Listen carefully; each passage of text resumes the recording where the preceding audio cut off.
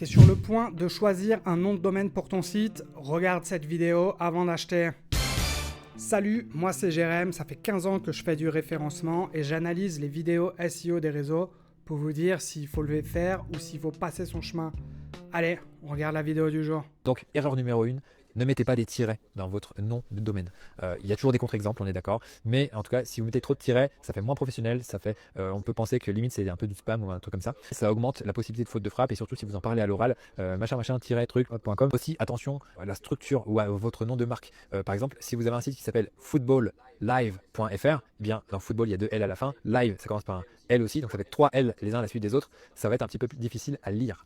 Ok, c'est marrant parce qu'il se contredit avec son exemple sur Football Live. C'est typiquement le genre de cas où il faut mettre un tiret dans l'URL pour améliorer la lisibilité de votre nom de marque. En soi, je suis pas vraiment d'accord avec lui parce que plus personne aujourd'hui tape le nom de domaine à la main comme ça sur son navigateur. Ça n'existe plus. On recherche un site soit grâce à Google, soit avec les IA.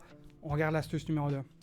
Erreur numéro 2, abuser des chiffres. Il y a certains sites qui trouvent utile de mettre des numéros, donc des chiffres plutôt, et plus exactement, dans leur nom de domaine. Et le truc, c'est que quand on en parle à l'oral, eh bien, c'est pas terrible. Ok, de manière générale, je suis pas non plus super fan des chiffres dans les URL parce qu'une URL, normalement, elle n'est pas censée changer.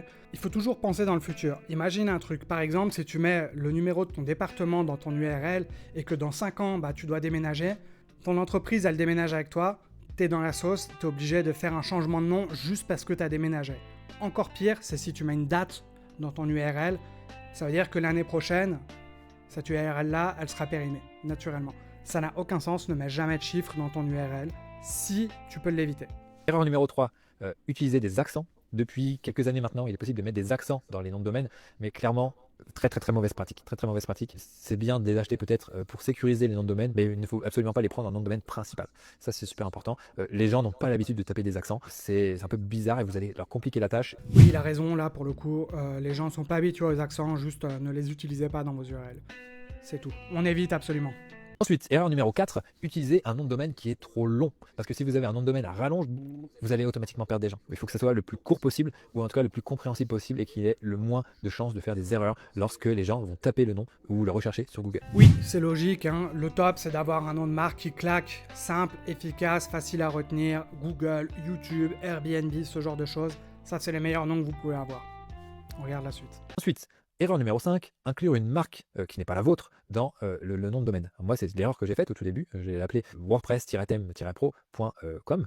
Bon, ça va, j'ai eu la chance. Mon site est resté sous le radar. J'ai changé de nom de domaine ensuite. Mais si vous créez un site qui va s'appeler j'aime le Nutella ou je sais pas trop quoi, et que vous en fassiez des tonnes sur pourquoi le Nutella c'est pas bien, etc., vous allez recevoir un courrier d'avocat a priori très prochainement. Ça, c'est une erreur de boulet, hein, évidemment, ne fais pas ça. Essaye pas de sauter sur le référencement des autres. Fais quelque chose qui est unique et qui est différent et tu verras, ça se passera bien pour toi en SEO et en marketing de manière générale si tu fais ça. Allez, c'est tout pour moi. Oublie pas de t'abonner. On se donne rendez-vous demain pour une nouvelle vidéo. Allez, ciao, à plus.